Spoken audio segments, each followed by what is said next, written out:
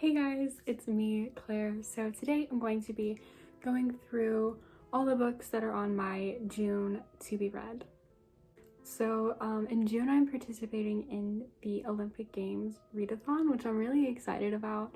It was created by Isham and I love her channel so much. She is so amazing and I will link her video explaining everything down below. If you don't know what it is, it's a readathon based on the Percy Jackson series and more specifically based on the gods and goddesses and the houses of those gods and goddesses at Camp Half-Blood.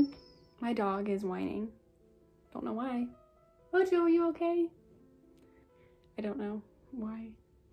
But yeah. So I have taken like the quiz on Rick Riordan's website so many times and I've always gotten Athena, which is very exciting because she's definitely like one of my favorite goddesses. So yeah, I'm going to be like participating in the Athena team of sorts. I can't remember what house number that is, but yeah, that's what I'm going to be doing, and each of the gods have like specific prompts that you have to complete. So yeah, I'm really excited. This is so cool. I love participating in readathons. So yeah, I'm just gonna go ahead and get into it. So the first prompt is read a book that's out of your comfort zone, and I chose A Midsummer Night's Dream. This is one of Shakespeare's plays, obviously, and I have only read Romeo and Juliet and I've read some of his sonnets and I really love the way he writes. I've always just been kind of intimidated by his work because it is written in like, I guess, middle or old English, and written in just like a very, I guess, way that's not, it's like not as accessible as a lot of writing. But I am excited to read this. I know this is like kind of a good place to start. And I read Romeo and Juliet in like freshman year English, so that was a while ago. And also I had a teacher instructing us the entire time. So I'm kind of excited and nervous to read something of his that is not like with my school. Also, I don't read a lot of plays and I would like to get more into them. So yeah, A Midsummer Night's Dream. So the next book is one that I am going to begin like really soon. But the prompt is a book that's set at a school, and I chose Ninth House by Leigh Bardugo. This is very fitting, and kind of worked out perfectly because the Dark Academia book club is reading this for June, which I'm very excited about. That's going to be really cool. So this kind of worked out perfectly. But this is a newer Dark Academia set at Yale, exploring the fictionalized secret societies. I'm really excited. It seems really good, and the main character, I believe, is like she for some reason like is accepted into Yale, which doesn't really make sense considering her background, and like she dropped out of high school and stuff. So I think it's kind of supposed to be kind of creepy, and I'm really excited about this. So the next prompt is read a book by your favorite author, and I have wanted to like set a goal for myself to read at least one work by Fitzgerald each month because he's one of my favorite authors ever, arguably my favorite author ever. And I just like want to read at least one of his works each month. And I might reread The Great Gatsby actually this month, I'm not sure, but if not, then I'm definitely going to be reading The Cut Glass Bowl, which is a short story of Fitzgerald's. It's one of the short stories in this little collection, and I read The Diamond as Big as the Ritz in May and I really loved it. So I'm going to be reading a short story from Fitzgerald. The next prompt is read the longest book on your TBR. Here's the thing. I think the longest book on my TBR is War and Peace by Leo Tolstoy. Here is the second thing. I have to mentally prepare myself to read that. And also, okay, here's the thing. Hasn't been on my TBR super long, and I wanted to like read a book that has been on my TBR a lot longer than War and Peace has, because here it is. Here's my beautiful edition of War and Peace. Not there. But I am instead, this book is just like a few hundred pages short of War and Peace, so I'm just gonna count it. It's probably like my second longest book on my TBR.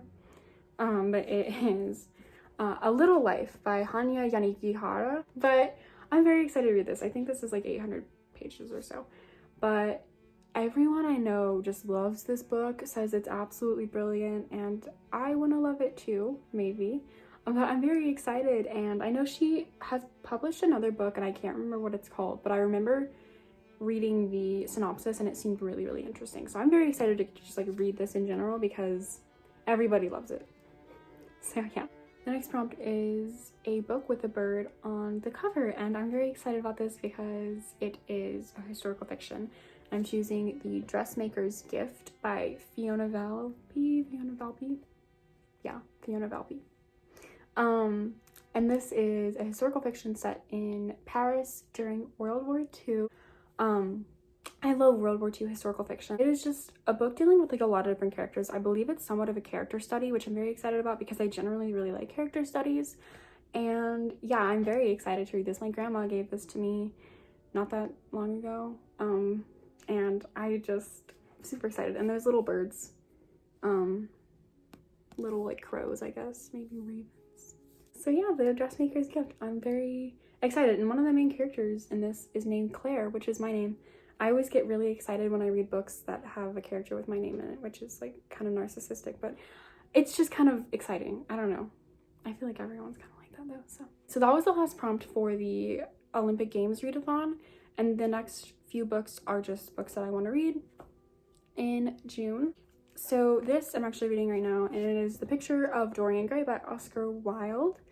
I am okay with this. I don't know.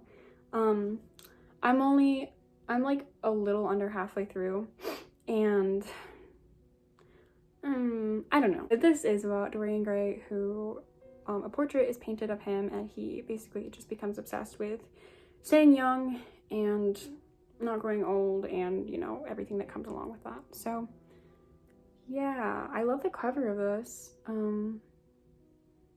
I need to finish the book though before I can fully formulate my thoughts. So far my thoughts are not as good as I want them to be though. But yeah. Alright, the next book is The Sun Also Rises by Ernest Hemingway. I'm so excited to read this. I've never read any of Hemingway in its entirety. And recently I watched Midnight in Paris. I am now obsessed with that movie. I watched it I think 4 times within the span of one weekend.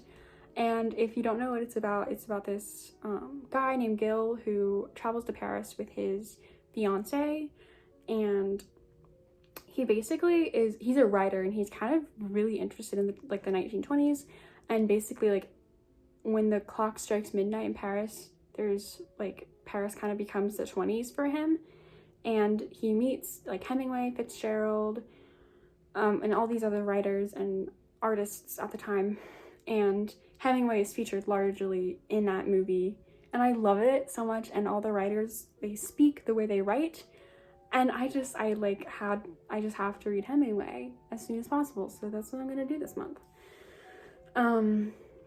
Also Fitzgerald was in the movie, which oh my gosh, Zelda and Scott Fitzgerald were both in it, and it was so amazing. I just love I love anything that has to do with the Fitzgeralds, and yeah. And now I just have to read Hemingway. But The Sun Also Rises is a book about the lost generation, basically like all the young American boys coming back from World War I.